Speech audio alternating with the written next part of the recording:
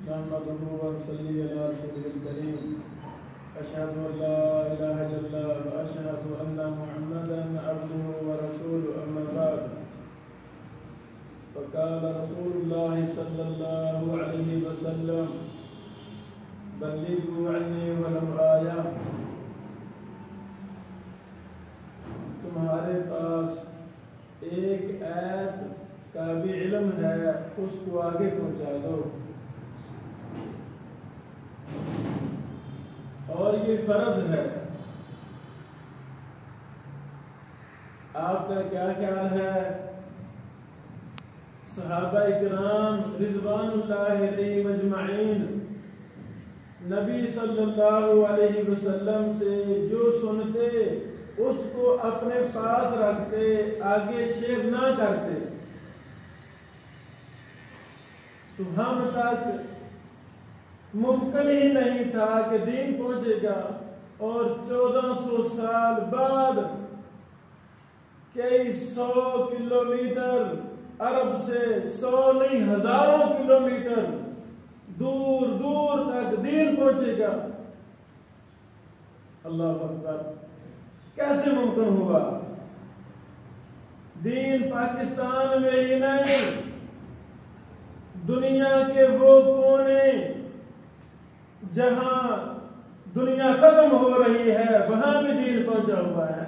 تو کیسے پہنچا؟ جس نے دین سیکھا اس نے آگے سکھایا، جس نے کوئی مسئلہ سمجھا اس نے اس مسئلہ کو آگے شیئر کیا. تو حضرات گرامی، دین کو آگے پہنچانا ہم سب پر فرض ہے. طاقت کے مطابق، وسعت کے مطابق، اپنے علم کے مطابق آگے پہنچانا ضروری ہے. دو ہی طریقے ہیں دین کو آگے پہنچانے کے. پہلا طریقہ زبان ہے. زبان کے ذریعے جس مسئلے کا مجھے علم ہے اس کو میں آگے پہنچاؤں، سمجھا دوں. اور زندگی میں جہاں بھی میں قرآن و سنت کی مخالفت دیکھوں وہاں اپنی زبان کو حرکت دوں اور حق اور سچ بات بتا دوں. کوئی مانتا ٹھیک ہے، کوئی نہیں مانتا پھر بھی ٹھیک ہے، کوئی مذاق کرتا ہے پھر بھی ٹھیک ہے، کوئی گلے پڑ جائے پھر بھی ٹھیک ہے، کوئی بلانا بند کر دے پھر بھی ٹھیک ہے. ہمیں حکم ہے کہ تم نے قرآن و سنت کو آگے پہنچانا ہے. میں نے گناہ دیکھا، میرا باپ، میری ماں، میری بہن، ماموں، چاچو میری آنکھوں کے سامنے قرآن و سنت کی مخالفت کر رہے ہیں، تو میں ان کو پیار کے ساتھ، دلائی کے ساتھ، تنہائی میں جیسے بہتر سے بہتر ممکن ہو میں اللہ کا دین ان تک پہنچا دوں. اور یہ مجھ پر فرض ہے، میرا فرض عائد ہو جائے گا، میرا فرض ادا ہو جائے گا. دوسرا طریقہ جو میں تفصیل کے ساتھ بیان کرنا چاہتا ہوں وہ ہے قلم کے ساتھ دین کو آگے پہنچانا. مثلا آپ قرآن کریم کا ترجمہ جانتے ہیں، 2-4 صفحے کا ترجمہ اپنے قلم کے ساتھ لکھیں، اس کو آگے شیئر کر دیں. آپ کے پاس ایک حدیث کا علم ہے، 2 کا نہیں ہے، 1000 کا نہیں ہے. آپ اس ایک حدیث کو لکھیں اپنے قلم کے ساتھ، اپنے بیٹے کو دے دیں، بیٹا یہ حدیث کا مجھے علم ہوا ہے، آپ بھی اس کو پڑھیں. بیٹا اس کو آگے پہنچا دیں. آپ کی نسل سے کوئی ایسا نوجوان آئے گا، کوئی ایسی بیٹی پیدا ہوگی جو اسی مبارک حدیث کو شائع کر دے گی. پرنٹ کے ذریعے اس کاغذ کی فوٹو کاپیاں کروا کے لوگوں میں نشر کر دے گی. وہ ایک حدیث جو آپ کے پاس تھی، آپ نے قلم کے ساتھ اس کو لکھا، ہو سکتا ہے پوری دنیا میں وہ آپ کی لکھی ہوئی پوری حدیث لکھا ہوا مسئلہ پوری دنیا میں چلا جائے اور لوگ اس سے فائدہ اٹھائے. حضرات گرامی، ہمارے پیارے پیغمبر محمد رسول اللہ صلی اللہ علیہ وآلہ وسلم نے جس طرح اپنی مبارک زبان کے ساتھ لوگوں کو تبلیغ کی، حق بتایا، گناہوں سے ڈرایا، شرک سے ڈرایا، اسی طرح آپ صلی اللہ علیہ وسلم نے اپنے صحابہ کو خط لکھ کر دیے، جاؤ جی آپ یمن کی طرف یہ میرا خط لے جائیں. کسی کو بحرین بھیج دیا، کسی کو یہود و نصارہ کے بڑے بڑے پوپوں کی طرف بھیجا، جاؤ میرا لیٹر لے جاؤ. ایران کی طرف بھیجا، روم کی طرف بھیجا. سبحان اللہ. یہ دوسرا طریقہ قلم کے ذریعے، نشر و اشاعت کے ذریعے دین کو آگے پہنچانا، یہ بہت ہی مبارک کام ہے. ہم جس خطہ میں رہ رہے ہیں ادھر عمومی طور پہ دین کے ساتھ محبت نہیں ہے، نہ حکمرانوں کو زیادہ محبت ہے، نہ کوئی ہمارے لوکل لوگوں کو دین کے ساتھ محبت ہے. اگر ہمارے پاکستان کے حکمرانوں کو قرآن کے ساتھ محبت ہوتی، نبی علیہ السلام کی حدیث کے ساتھ محبت ہوتی، تو اللہ کی قسم ہمارے حکمران قرآن مجید کا ترجمہ شائع کر کے گھر گھر پہنچاتے. مثلا موجودہ حکمران صاحب عمران خان صاحب روزانہ لیکچر دے رہے ہیں،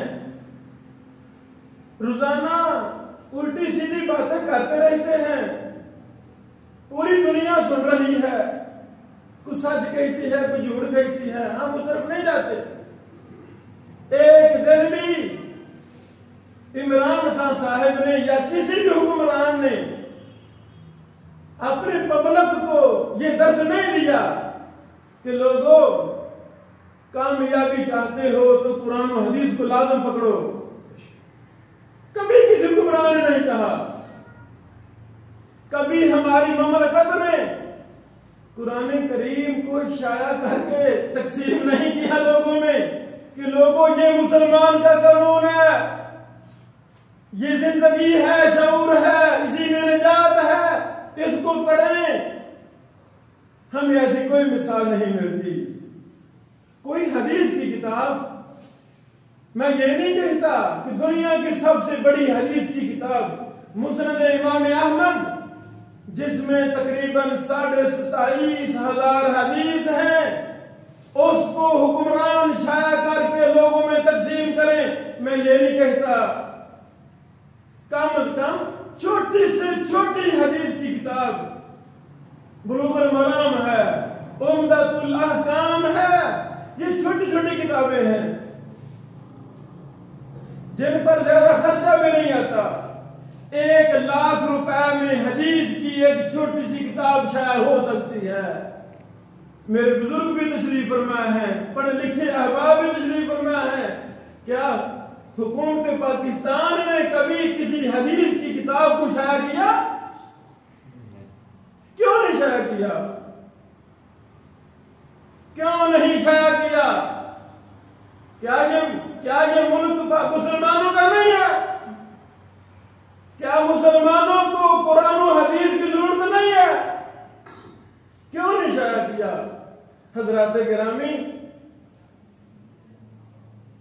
سڑکوں پہ اربوں خربوں پیسے لگ رہے ہیں، ہر شعبے پہ پیسے لگ رہے ہیں، ملین پتہ نہیں کتنے سے کتنے پیسہ سمن پانی کی طرح بہایا جا رہا ہے.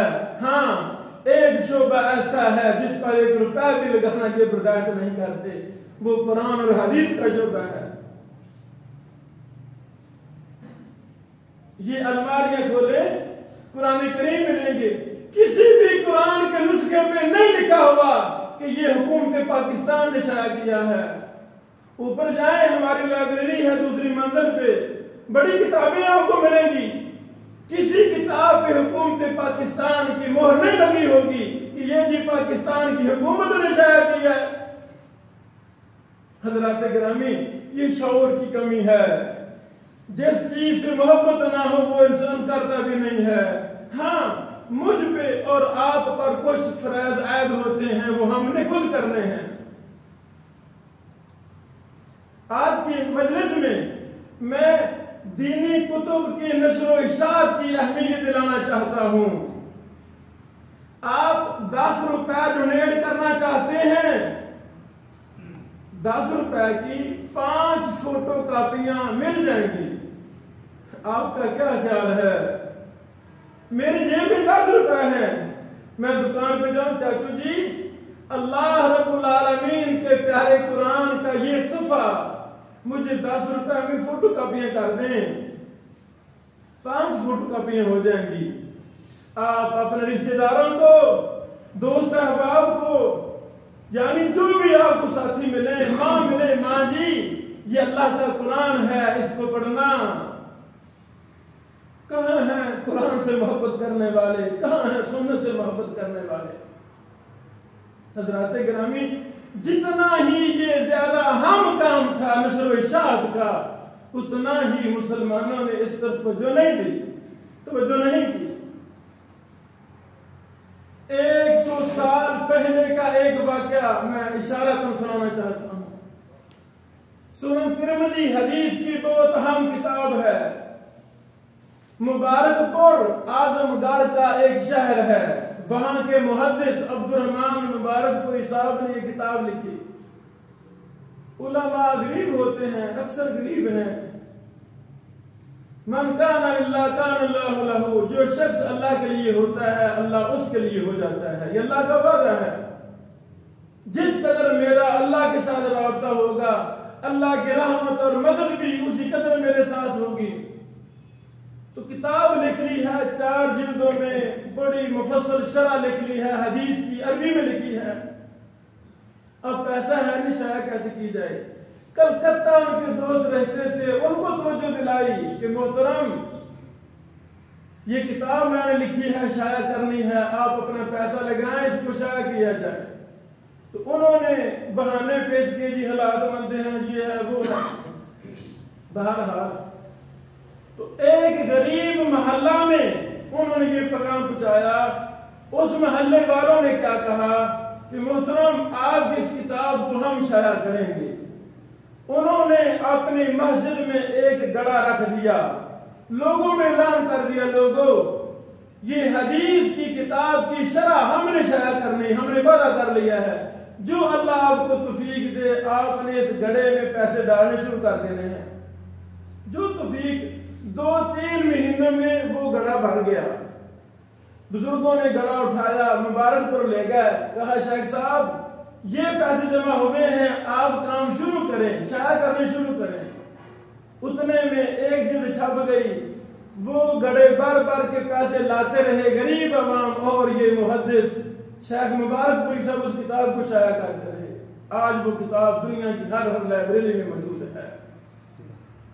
حضرات گرامی، ہم اپنی ترجیحات میں یہ بھی شامل رکھیں کہ ہم نے دین کے پیغام کو دنیا تک پہنچانے میں اپنا پیسہ انویسٹ کرنا ہے۔ رسول اللہ صلی اللہ علیہ وسلم سے لے کر آج تک ایسی کتاب جو تاریخ میں پہلی بار لکھی گئی ہے، لکھنے والے مسجد نبوی کے استاد ہیں، مدینہ یونیورسٹی کے کلیہ حدیث کے پرنسپل ہیں، انہوں نے کتاب لکھی۔ 2011 میں اس کتاب پر مجھے ہی کام کا موقع ملا، اس کو میں شنگا مانگا تھا۔ 3 سال پہلے میں دوبارہ حرمین کی زیارت کے لیے گیا، تو اسی شیخ نے جو کتاب لکھی ان کے گھر میں بیٹھا ہوا ہوں۔ میں نے کہا شیخ محترم آپ کی کتاب 19 جلدوں میں ہے اور تاریخ کی منفرد کتاب ہے، سب سے بڑی کتاب ہے، ایسی کتاب تاریخ اسلام میں نہیں لکھی گئی، یہ مجھے دے، میں اس کو شائع کرنا چاہتا ہوں۔ مجھے فرمانے لگے بیٹا اس پر تو کروڑوں روپے چاہیے، بڑا بجٹ، آپ کے پاس پیسے ہیں؟ میں نے ایسی انگلی کی، میں نے کہا محترم جس ذات کی رضا کے لیے میں کتاب لینا چاہتا ہوں اس کے پاس بڑے خزانے ہیں، بڑے پیسے ہیں، آپ مجھے کتاب دیں۔ وہ بڑے خوش ہوئے، کہتے اتنا آپ کا ایمان اور یقین مضبوط ہے۔ میں نے کہا جی جی میرا اس سے بھی بڑا ایمان ہے، ہاں میں مخلص تھوڑا ہوں، ابھی جب میں اعلیٰ درجے کا مخلص ہو جاؤں گا مجھے $1,000,000 کی ضرورت ہوگی، میرا پروردگار اس مسجد کی اینٹوں کو بھی سونے پہ بنانے پہ قادر ہے۔ کیوں؟ وہ بھی اللہ کے دین کے لیے، دین کی سربلندی کے لیے۔